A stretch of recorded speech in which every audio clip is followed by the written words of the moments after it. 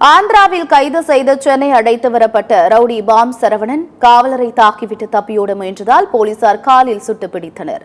சென்னையில் படுகொலை செய்யப்பட்ட பகுஜன் சமாஜ் கட்சியின் முன்னாள் மாநில தலைவர் ஆம்ஸ்ட்ராங்கின் தீவிர ஆதரவாளராக செயல்பட்டு வந்தவர் ரவுடி பாம் சரவணன்.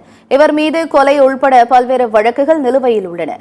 ஆந்திராவில் பதுங்கியிருப்பதாக கிடைத்த ரகசிய தகவலின் பேரில் அங்கு விரைந்த தனிப்படை போலீசார் பாம் சரவணனை துப்பாக்கி முனையில் கைது செய்தனர். சென்னை அழைத்து வந்தபோது MKB நகரில் பதுக்கி வைத்திருந்த ஆயுதங்களை பறிமுதல் செய்ய அழைத்து சென்றபோது போலீசாரின் பிடியிலிருந்து தப்பிச் செல்ல முயன்றதாக கூறப்படுகிறது. காவலர்கள் மீது நாட்டு வெடிகுண்டை வீசியதால் பாதுகாப்பிற்காக போலீசார் பாம் சரவணனை துப்பாக்கியால் காலில் சுட்டு பிடித்தனர். காலில் குண்டு காயத்துடன் ஸ்டான்லி அரசு மருத்துவமனையில் பாம் சரவணன் அனுமதிக்கப்பட்டுள்ளார். அவரிடமிருந்து 4 நாட்டு வெடிகுண்டுகள், கத்தி, கஞ்சா உள்ளிட்டவை பறிமுதல் செய்யப்பட்டுள்ளன. இந்த சம்பவம் நடைபெறுவதற்கு முன்னதாக செய்தியாளர்களை சந்தித்த பாம் சரவணனின் மனைவி தனது கணவர் கைது செய்யப்பட்டது குறித்து தனக்கு எந்த தகவலும் தெரிவிக்கவில்லை என்று கூறினார். என்கவுண்டர் தகவல் கிடைத்துள்ளதாகவும் தெரிவித்திருந்தார்.